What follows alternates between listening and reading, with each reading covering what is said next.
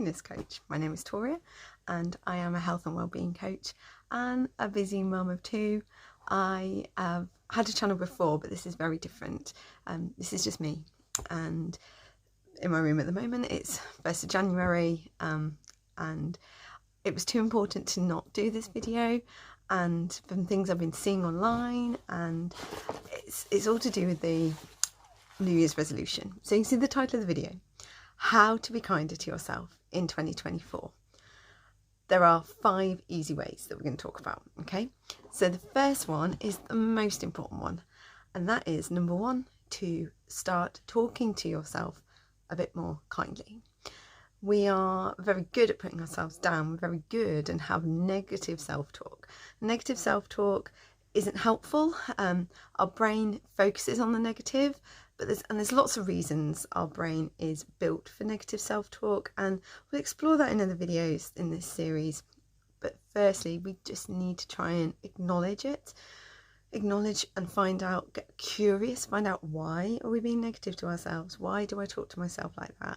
Even if we're joking about it to other people about ourselves, you can't shut that down. Our brain doesn't know the difference between joking and not joking. So try and talk to ourselves and be kind, be gentle to ourselves. That's the most important thing.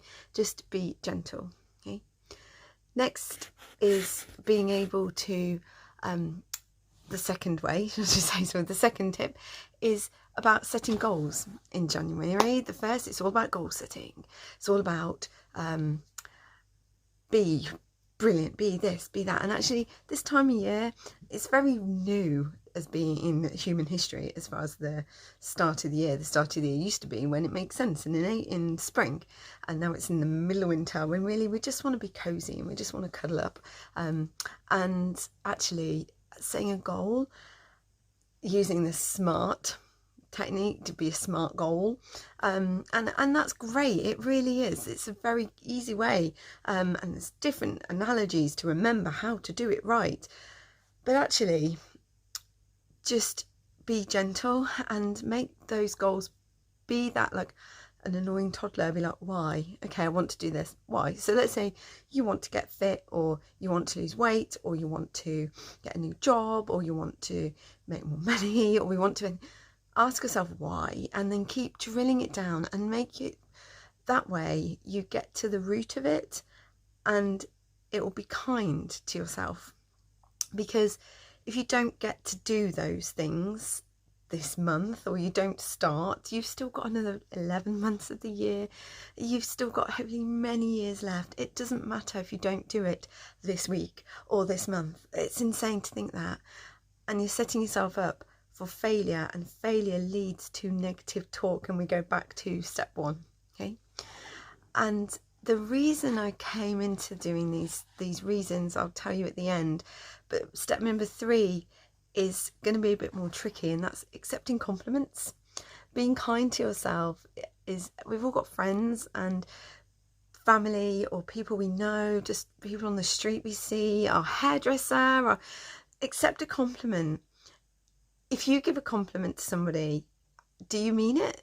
Do you not mean it? Like, generally I mean it. If I say, well, I love your hair, or oh, you look really pretty today, or anything that's nice, I mean it. I'm not saying it for any other reason, but I know that when someone compliments me, I'm unlikely to believe it.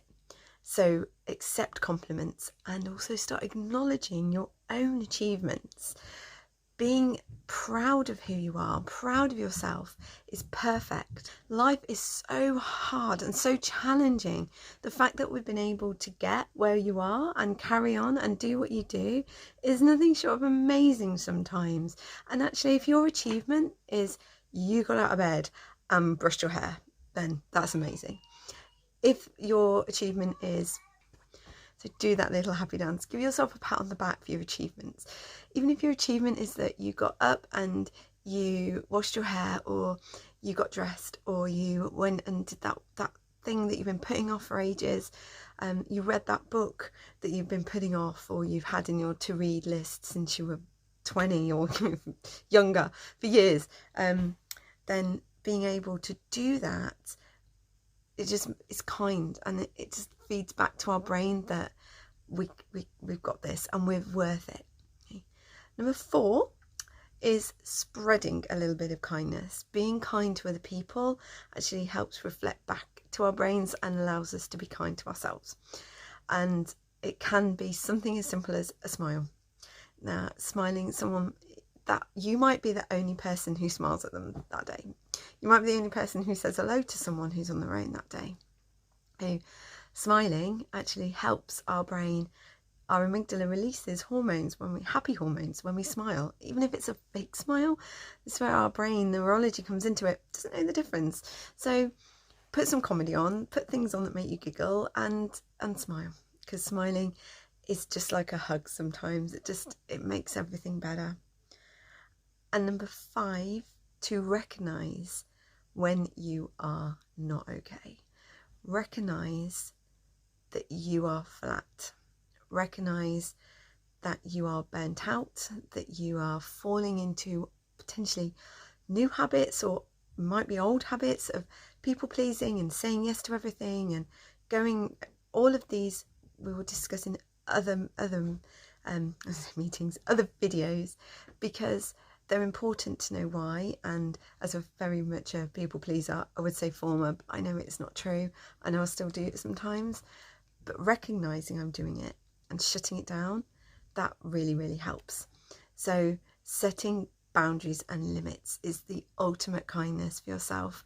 And self-care is not selfish.